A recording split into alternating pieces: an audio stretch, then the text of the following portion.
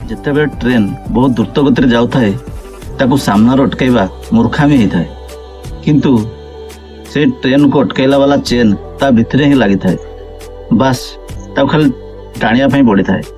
ସେହିପରି ଆମ ଜୀବନରେ ମଧ୍ୟ ବହୁତ ସମସ୍ୟା ରହିଥାଏ, କିନ୍ତୁ ସେ ସମସ୍ୟାକୁ ସମାଧାନ କରିବା ପାଇଁ ଆମ ଭିତରେ ହିଁ ଭଗବାନ ଧୈର୍ଯ୍ୟ, ସହନଶୀଳତା ଏବଂ ବୁଦ୍ଧି ଦେଇଛନ୍ତି।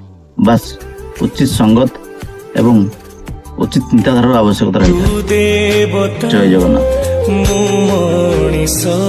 ଯେତେବେଳେ ଟ୍ରେନ ବହୁତ ଦ୍ରୁତ ଗତିରେ ଯାଉଥାଏ ତାକୁ ସାମ୍ନାରେ ଅଟକାଇବା ମୂର୍ଖାମୀ ହେଇଥାଏ, କିନ୍ତୁ ସେ ଟ୍ରେନକୁ ଅଟକାଇଲା ବାଲା ଚେନ୍ ତା ଭିତରେ ହିଁ ଲାଗିଥାଏ। ବାସ୍ ତାକୁ ଖାଲି ଟାଣିବା ପାଇଁ ପଡ଼ିଥାଏ।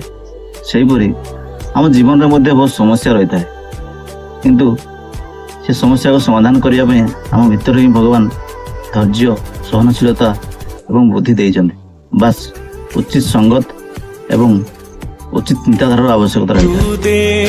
ଜୟ ଜଗନ୍ନାଥ।